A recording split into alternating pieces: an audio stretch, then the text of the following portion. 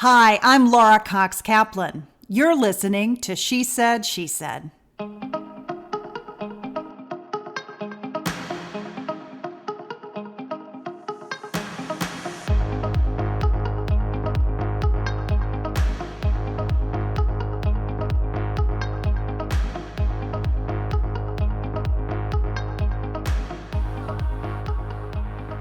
Carly Fiorina is the former CEO of Hewlett-Packard. She was the first woman to lead a Fortune 20 company.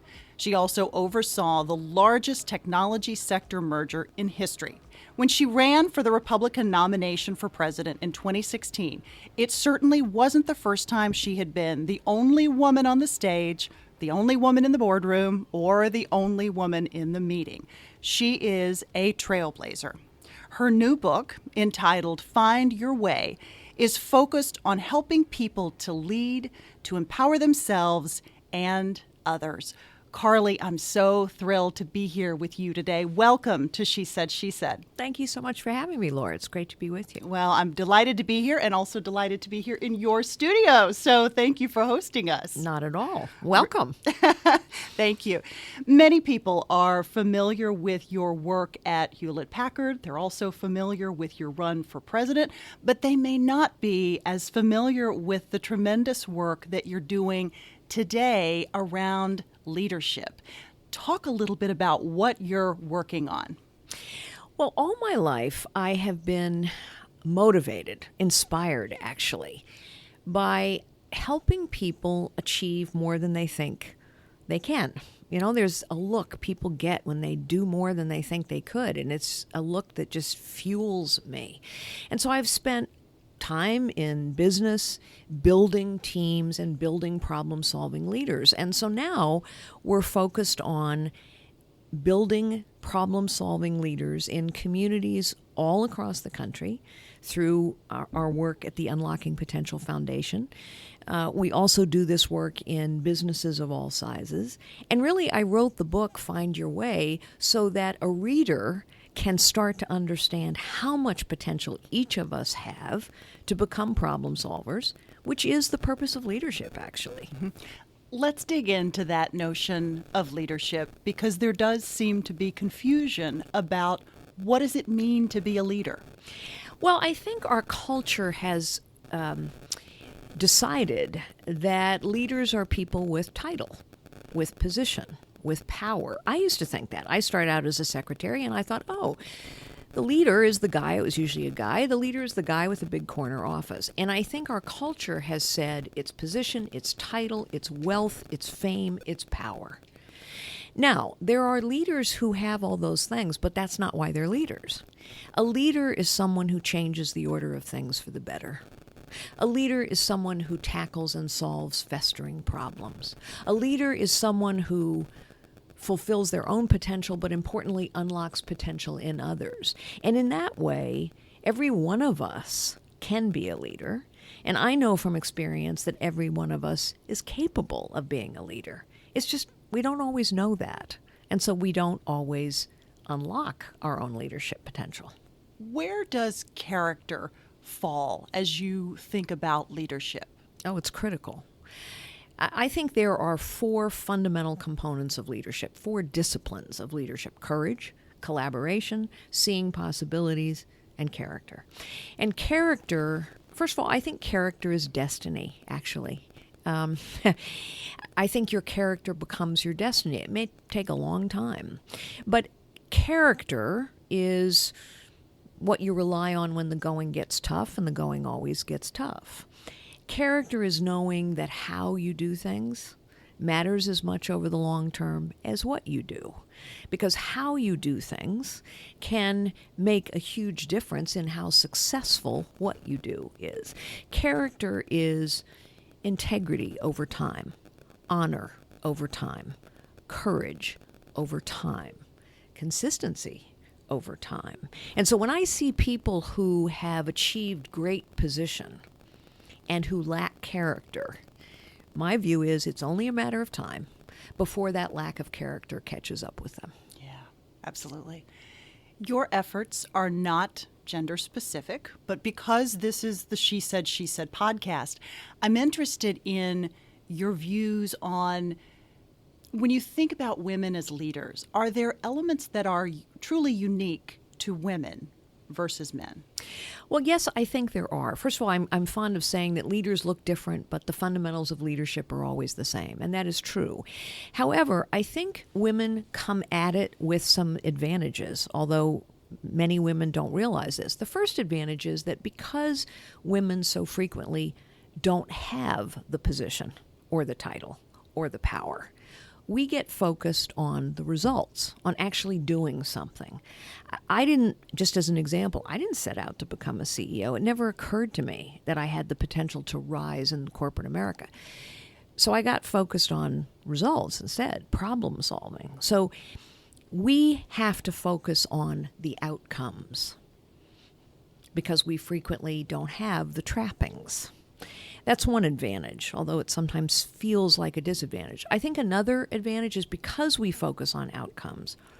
Women are natural problem solvers. Women have so many problems in their lives. They're multitasking all the time, trying to solve problems for themselves, for others, in their families, in their communities, in their work life. And problem solving is sort of the point of leadership. And so because women focus on problem solving, they also get really focused on collaborating with other people. And leaders collaborate. And so women, I think, bring humility to the table. That's not the same thing as false modesty. It's humility, knowing what we bring, but also knowing what others bring and that we need others. And frequently women bring empathy to the table, the ability to value someone else's experience. So all those things, a focus on results, a focus on problem solving, an ability to collaborate, coming to a situation with humility and empathy, those give women a leg up in the leadership game. Yeah. Can you dig in a little more to this notion of humility? Talk about a little bit deeper about what that means from your perspective.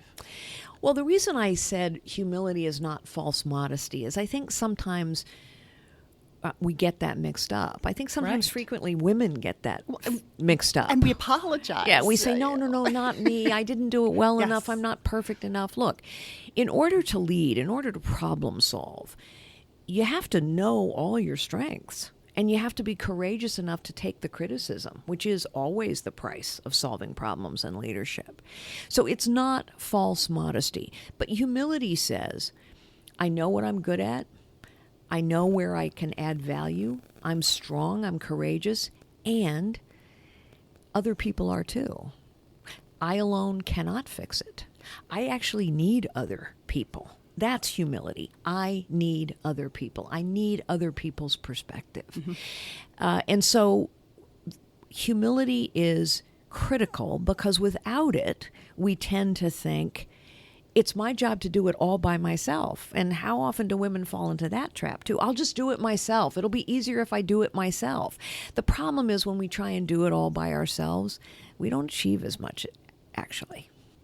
I think that's a really important observation, and I think it can oftentimes trip women up in particular in very significant ways. What are some of the other challenges? We still don't have very many women in the C-suite. You really were and are a trailblazer. There are more than there were when you were at the head of HP, but not many more. What are some of the bigger obstacles in addition to that notion of humility that you just talked about? Well, I think you're so right. First, there are more men named James who are CEOs in the Fortune 500 than there are women. Think about that. There are 400 plus of the largest companies in this country have no women on their boards. If you looked at the data, you would find that we've come a long way in the last 25 years, and yet the data really hasn't changed. In terms of the number of women in the C-suite, the number of women in boardrooms, it hasn't changed at all. So there's something else going on. And I think and by the way, let me just add one other fact. Corporate America spends $8 billion a year on diversity and inclusion training. So we're spending all this money and it's really not working. And I think what we're running right up against now is the reality that people are most comfortable with people like them. People are most comfortable with people they already know. We're all like that. But if you have a bunch of men who are already there, they are going to be most comfortable with other men, and particularly with other men that they know. It feels, when you start dealing with people who are different than you are, it feels riskier. It's one of the reasons collaboration is difficult. And so I think what's happening now is a lot of organizations have decided that diversity is a nice to do, but they haven't figured out it's actually mission critical. I have built diverse teams all my career, and I will tell you that when you put a diverse team together, it's harder, actually, because you can't finish each other's sentences, and you don't always understand exactly what the other person's going to say, and it does feel a little uncomfortable sometimes and risky to try and deal with someone who you really haven't dealt with before, and yet the outcomes are always better. The decision-making is more sound. You have more options. You are more creative. And that's because when each of us are challenged, we do better. We think better. We're more creative. That's just a fact. A neuroscientist will tell us that. So I think that women need to be willing and able, and I think we are, to collaborate with people very different from ourselves, but so do men. And men need to understand that if you are not tapping half the human potential in this country, in your company, in your community, you are harming yourself. It isn't a nice to do. It's a have to do now. Yeah. What advice would you have for individuals who are part of these organizations that are spending billions of dollars on diversity training without the results that, frankly, they say they want and that we all believe that we want? What's your advice for an individual who's in one of these organizations? What can they do to help move the ball more effectively?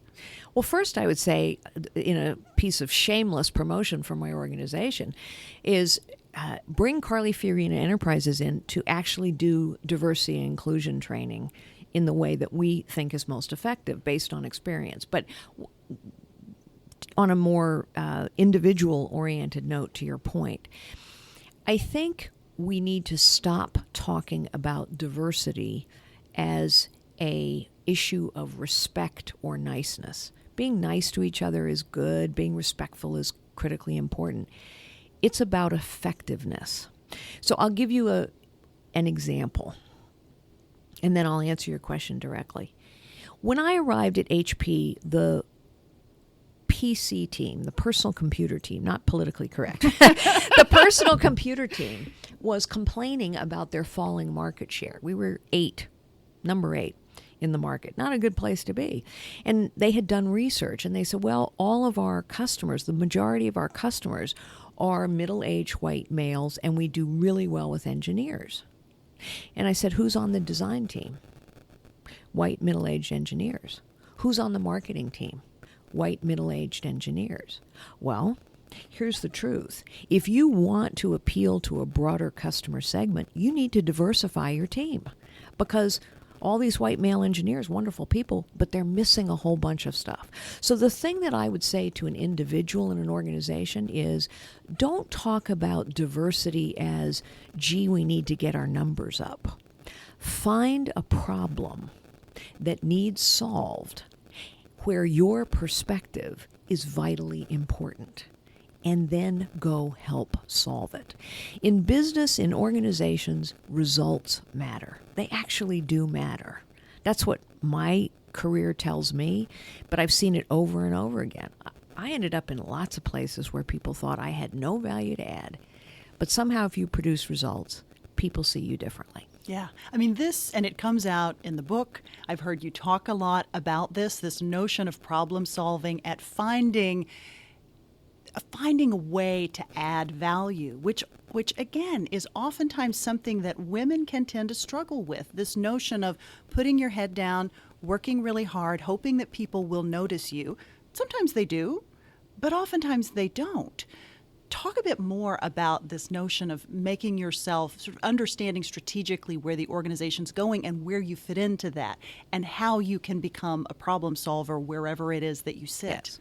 So the first thing is to recognize that there are always loads of problems in organizations, and those problems tend to fester. People talk about them, they complain about them, they gossip about them, but they frequently just sit there. And the reason problems sit there is because problems are hard to solve. More importantly, they sit there because the status quo is powerful. Always. The way things are, even when it's not very good, the way things are is powerful. And so what happens in an organization is people kind of go along to get along. And frequently women go along to get along. So, okay, I see a problem, but, nobody's really paying much attention to it. I'm not going to pay much attention to it. So counterintuitive though it may be, my advice to everyone, but women especially, is run to the problem. Don't be afraid of the problem. Run to the problem. And when you do, you're going to find people who are willing to collaborate with you, if you have the courage to lead them, to try and solve the problem. So it's not just keep your head down and do everything by yourself and sort of fit in. It's run to the problem and pick others' heads up with your own and start to solve it. Yeah. That can be scary, but that kind of result will get people will get noticed when you solve a problem. Absolutely. You talk in the book, and this is somewhat related, I think. You talk about, did you call it the termite syndrome? It's basically... Yeah, we put our heads down, and we get on the same path day after day after day. I mean, we all do it. Mm-hmm. And we also... the story of the termite is, as a young girl, I was in Africa at 15, and I was looking at these huge mountains of dirt, and it turns out they were termite hills. And my African friend explained to me that the way those mounds get created is a termite gets on their path, and they stay on it, moving their dirt day after day. It's their whole life. And then he said, people can be a lot like termites. And we can get on our paths, and we can put our heads down, and we can dig our dirt. And there's a lot of dirt we got to dig. That's how it feels every day. And so sometimes we need to pick our heads up and look around. We need not to get confused between activity and impact. We can spend all day long on activities that feel productive, on moving mountains of dirt around that really don't make much difference, or we can get focused on impact. And impact requires making something better. And that means you got to solve a problem. And that means you got to work with others. Do you think it's hard for people to know the difference between activity and impact? Oh, my goodness, yes. And I think, by the way, that this era of technology and social media makes it even harder, because we are bombarded, let's face it, all day long, 24/7, with urgent messages.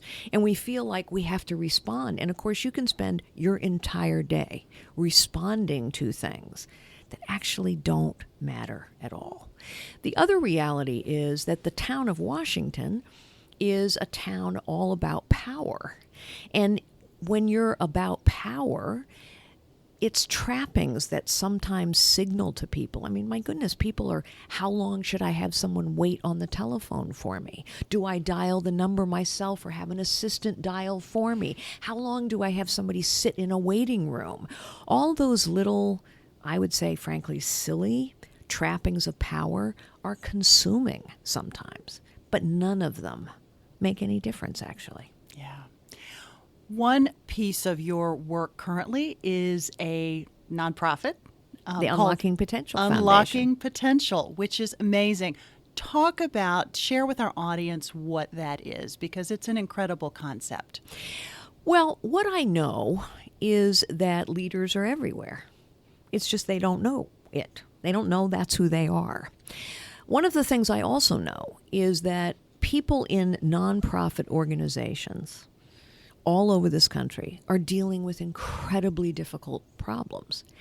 And yet, nonprofits frequently don't get the same investment in human capital that we might take for granted in a business. So the Unlocking Potential Foundation is focused on bringing everything I know about problem solving and leadership and building effective and diverse teams to nonprofits in communities all across this nation. I've also learned that people closest to the problem know best how to solve it. And so I think we have a lot of problems in this country, in our communities, and I am convinced that a lot of those problems, most of those problems, maybe even none of those problems are going to get solved in Washington, D.C. They're going to get solved in community by people closest to them. And that means we have to lift up leaders wherever they are, and a whole lot of leaders are sitting in the nonprofit community dealing with very difficult problems, and so we're focused on lifting them up. Yeah. You launched the foundation a year ago? 2 years ago 2 now, years yeah. ago. And are you seeing some evidence? I mean, investments of this kind can take a while to reap the benefits and rewards. How are you, what kinds of evidence are you seeing that it's really helping to shape the way that these nonprofits work and the way that these individuals lead? Well, we're so excited. We've had so many fantastic clients. We've done a lot of work with the Wounded Warrior Project, a lot of work with Easter Seals. We do work with organizations here in D.C. that focus on the homeless community, that focus on improving health outcomes. We have corporate partnerships with American Express and Mass Mutual, where these companies are bringing us into communities where they're investing in nonprofits, where their employees have an interest. One of the things that I think makes our work different than some other leadership approaches is we don't just have a once and done leadership lab. We follow it with 6 months of coaching for individuals and for organizations. And we also are very deliberate about focusing on outcomes. So at the beginning of an engagement with an organization, which lasts for 6 months, we ask them, what problems are you trying to solve? What outcomes are you looking to achieve? And at the end of the 6 months, we measure it so that there's no confusion about whether or not it's working, there's impact, people are improving. And so we know by virtue of the clients we have served, by the new clients we are getting ready to serve, and by the metrics that we establish for these clients, that it is having a big impact. Yeah. Let's talk about talking to our children about leadership and when and how we should start. What's your advice for parents in terms of when and how to talk to your kids about leadership? Well, I would say initially, maybe you don't even have to use the term leadership, but I think about my own parents. I think about good parents that I know. It's never too early to start talking with your child about the importance of courage and being brave. And that, of course, means that we as parents have to be willing to allow our children to experience situations where they need to be brave. In other words, we can't be helicopter or steamroller parents all the time. It's never too early to talk to our children about integrity and character. I mean, I remember my parents, I can't remember a time when my parents weren't talking to me about those things. Why it's important to be humble. Why it's important to be empathetic for someone else. Why optimism gets you further than pessimism. Those are things that I think are all about the core of who we are. And so particularly in this culture that tends to focus on what do other people think of me, we're always focused on what the outside thinks of us. That's what social media does. How many likes do I have? Who's my tribe? I think the most important thing in some ways that parents can do is talk to their children about the importance of who you are from the inside. Because who you are from the inside out really is the determinant in the kind of life you're going to lead and the kind of leader you're going to become. Yeah. That notion of how you're viewed from the outside and worrying about what people think can oftentimes, I think, have a gender component. I don't know if you agree with that, but I think women sometimes are a little more sensitive to what people think about them than men. What's your advice for not over personalizing what other people think and say about you? You had a presidential run. Anytime you jump into the big pool, that is tough, and it comes with it, lots of criticism, warranted or otherwise. How do you deal with that? What's your advice for people? Well, the thing I would say first is this helped me when I finally understood this. Criticism is the price. So you have to decide, if I'm going to step out and not just be a termite or go with the flow or stick with my tribe, if I'm ever going to pick my head up and do anything, I am going to get criticized. Somehow that helps depersonalize a little bit. It's the price. It's the price. The second thing I would say is pay less attention to it. I know that sounds so basic, but I can remember being with Oprah Winfrey when I was the CEO of Hewlett Packard. She was teaching a class at Northwestern. She actually asked me to come in and guest teach. And at that time, Oprah was going through some really tough press, and I was going through some really tough press. You know, when you're first, when you're different, you get a lot of tough press. Sure. And so I said to her, Oprah, how do you deal with this? And she said, I just don't read it. Now, boy, is that easy to say and hard to do. But I took her advice. We spend in our culture inordinate amounts of time reading it, obsessing over it, tweeting about it. Just stop. Stop. Because in the end, what all these people who are criticizing you, the impact they have on you is your choice. There will always be critics. By the way, I would also quickly say to anyone, but particularly to women, criticism is different than feedback. We all need feedback, but feedback comes from someone who cares about you, who's trying to make you better, who wants to lift you up. Criticism comes from people who are just trying to put you down, and they're always there, and it's our choice. Are they going to put us down or not? Yeah. You said something so incredibly important.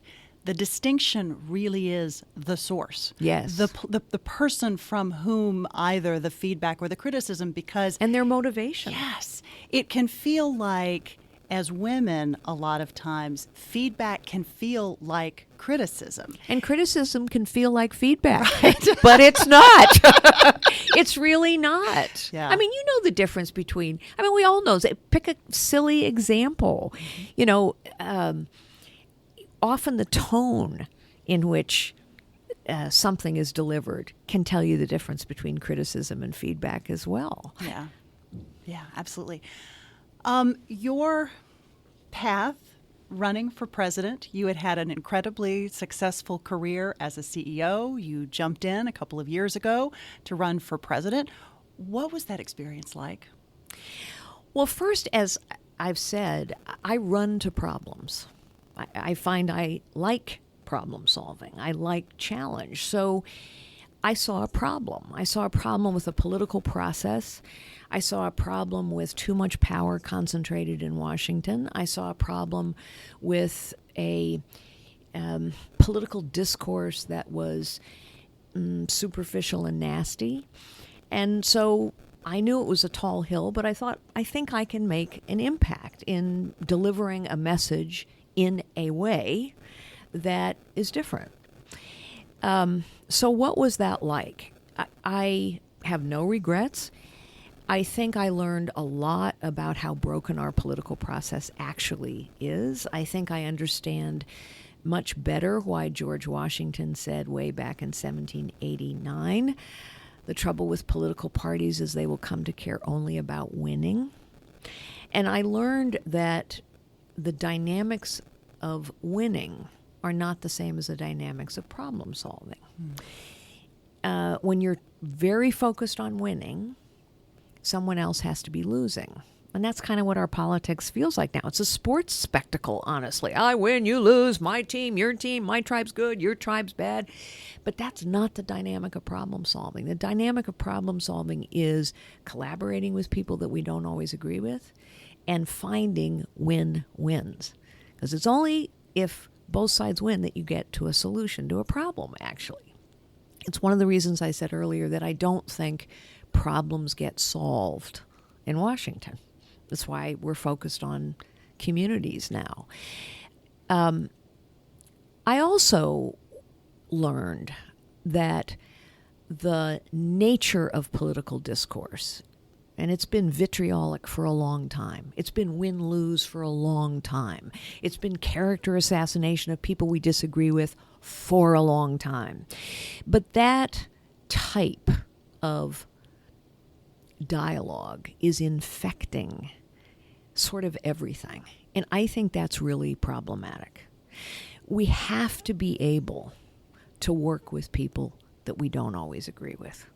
We have to be able to have empathy for people who are different than ourselves. And that's one of the reasons I'm so focused on this work now. It's one of the reasons I wrote this book. Politics cannot infect our individual ability to lead, to collaborate, to contribute, to have an impact. Mm-hmm. Unfortunately, your race for president was unsuccessful. How did you bounce back from that? How did you feel after that process had ended?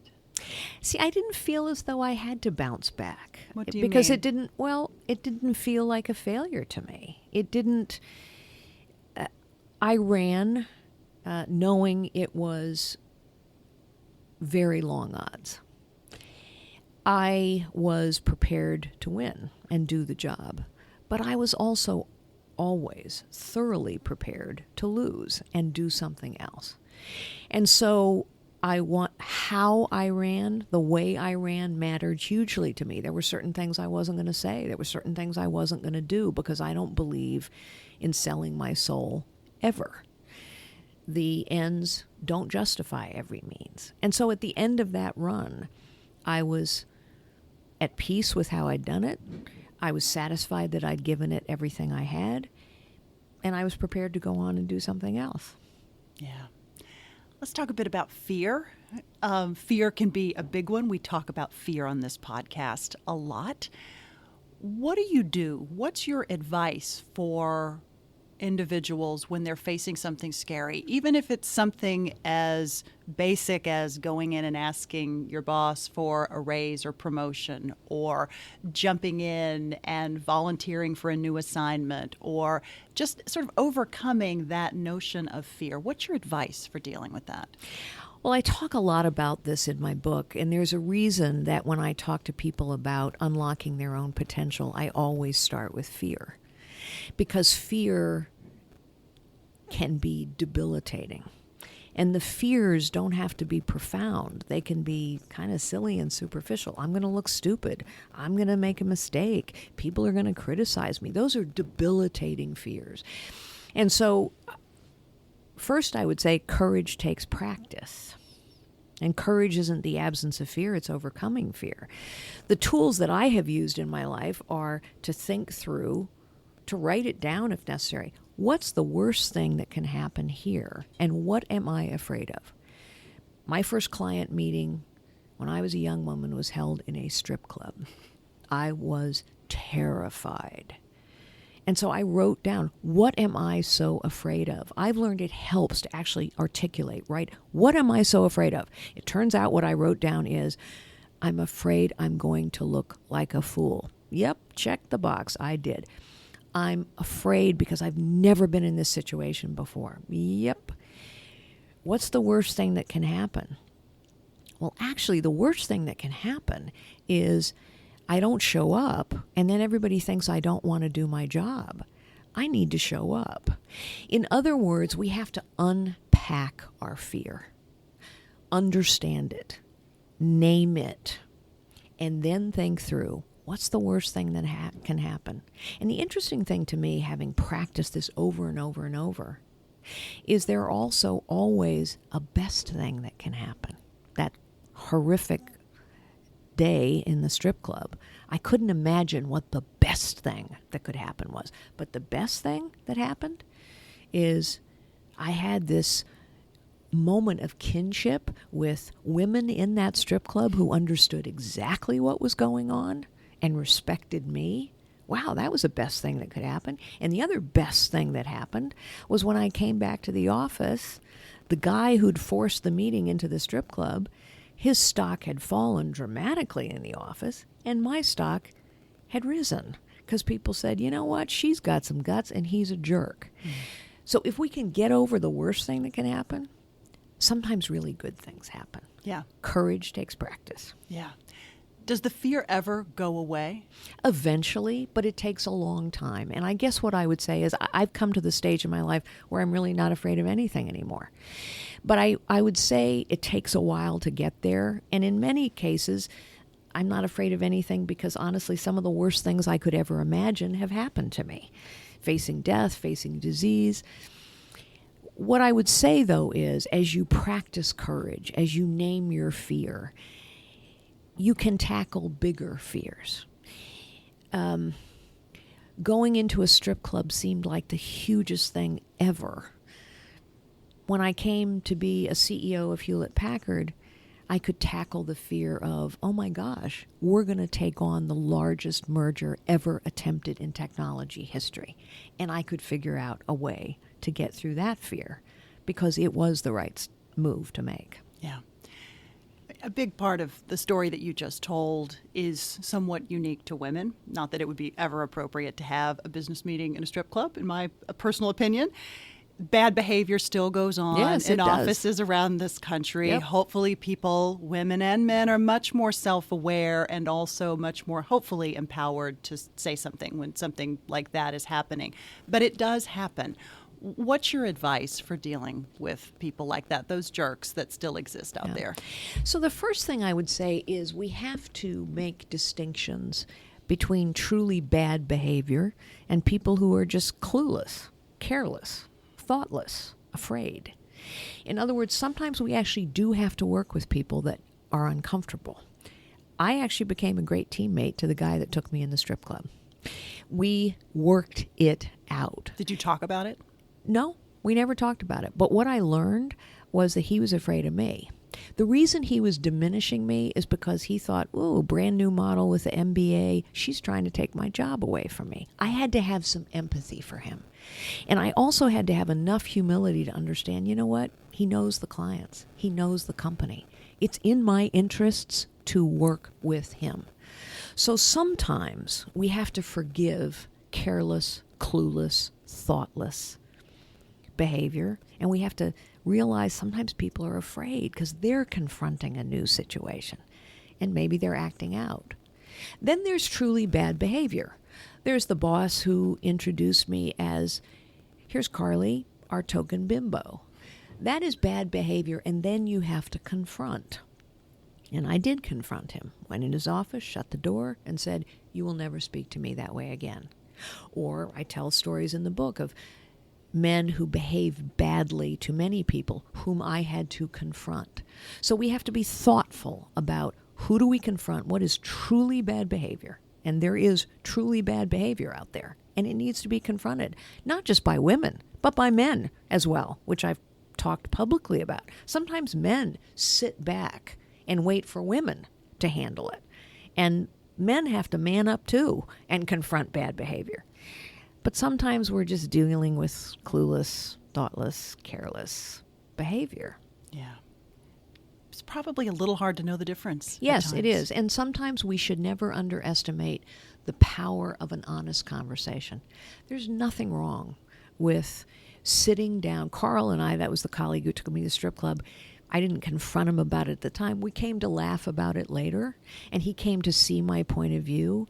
But there's nothing wrong with sitting down and having an open conversation with someone and saying, this is how I feel when you act this way.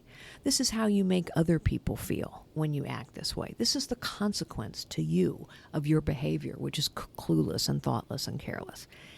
have the courage to have an honest conversation with someone. They may thank you for it. Yeah, it's great advice. I have been fascinated by many of the things that you've talked about related to not having a plan, that you didn't really have your life all charted out from the point in which you went to college. Talk about the value, because I think you describe it as the value of not having a plan. That probably surprises people. What is the value of not having a plan? And what do you mean by that? Well, in my book, Find Your Way, I talk to people about the difference between being on the path and getting attached to a plan. The path is one of courage and character, humility, empathy, and collaboration, seeing possibilities, making an impact, solving problems, leading. That path always leads you to bigger things, better things, and opportunities. A plan is when somebody gets hung up on a destination. I thought I was going to be a lawyer. I went off to law school. Then the plan blew up because I hated law school. I see so many people get attached to a plan that sounds a lot like, I need to make this much money by this time. I have to be in this job by this time. I have to be married by this time. I want to have this many kids by this time. We get attached to all these destinations. And the problem is when people get attached to a plan like that, in my experience, one of three things happens.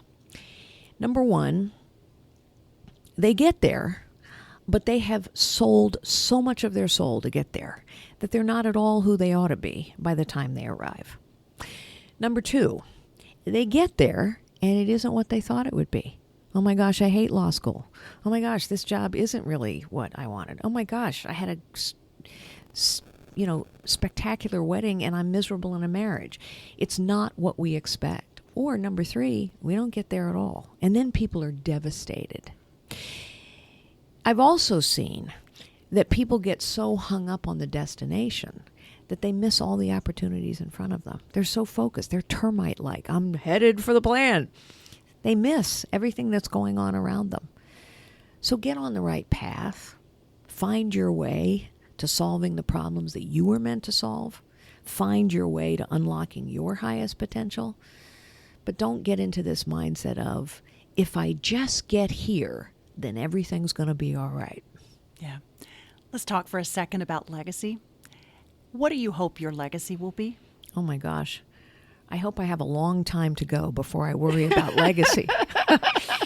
Because as my previous answer maybe illustrated, I don't have a plan for 5 years out. I don't have a plan for 10 years out. But I hope today and every day, now and in the future, I am known for who I am from the inside out.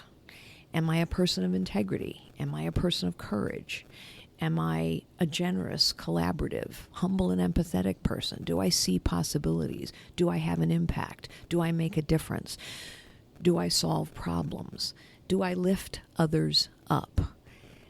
I hope that is how I am every day. It's how I strive to be every day. And I hope that will be how I'm known in the future. Yeah. One final question. We ask everyone on the podcast for a single piece of advice, a life hack, a mantra. It can be something you tell yourself, something that you've told your children, your grandchildren. You've given us already amazing advice, but if you had to distill it down to one thing that's kind of your North Star, what would that be? Find your own way. I will quote my mother, I guess. She said to me when I was a little girl, "What you are is God's gift to you. What you make of yourself is your gift to God. And what we make of ourselves comes from the inside out." Absolutely beautiful. Thank you. Thank you so much. Really a pleasure to be here with you. To learn more about Carly, you can visit our website at www.shesaidshesaidpodcast.com. There we will include some show notes. We'll include some photos from today's visit. You'll also find links to carlyfiorina.com, links to Carly's amazing podcast. By example, she just did a great 3-part series with legendary management leadership consultant John Maxwell, which is truly fantastic. So make sure and check that out as well. You'll also find links to her fabulous book, Find Your Way. As always, thanks so much for listening.